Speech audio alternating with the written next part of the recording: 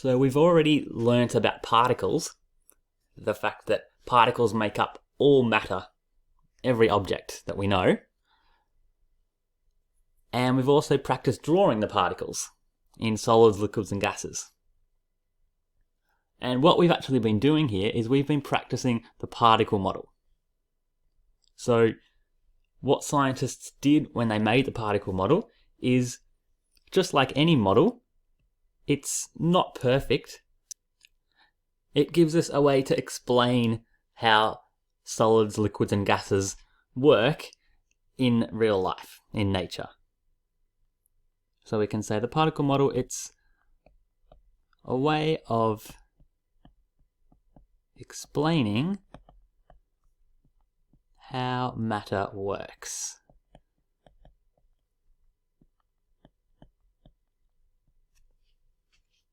And there are 4 main parts to the particle model that scientists decided and they figured out.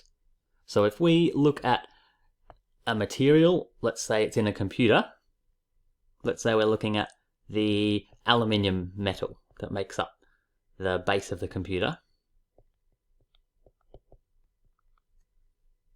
So all these cubes, these are representing the aluminium.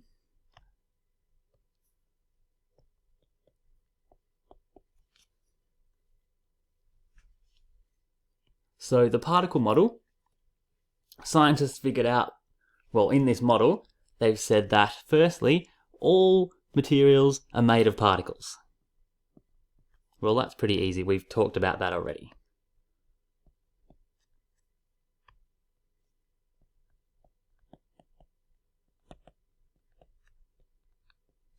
Materials are made of particles. And also, even though we can't see them, because particles are microscopic, we can't even see them with a normal microscope, but there's small little gaps between each particle. So that's the second thing that's part of the particle model. There are spaces between particles.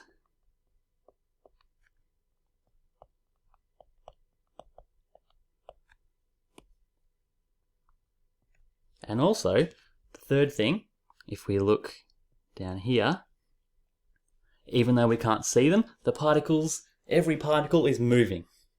Some are moving faster, some are moving slower, but they're always moving.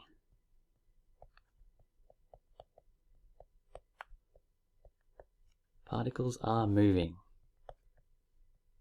In a solid, in a liquid, and in a gas, they're always moving. A lot of people think that in a solid, particles don't move, but they definitely are moving in a solid. And the fourth part of the particle model is that if you add heat to a material, that makes the particles speed up because they gain energy and they're moving around and bumping into each other a lot faster, just like people when they get more energy. So we can say that heat makes the particles speed up.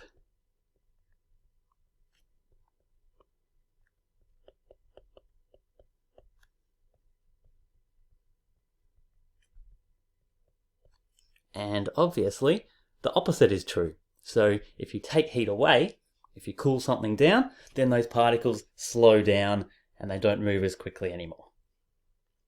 Just like people when they get tired.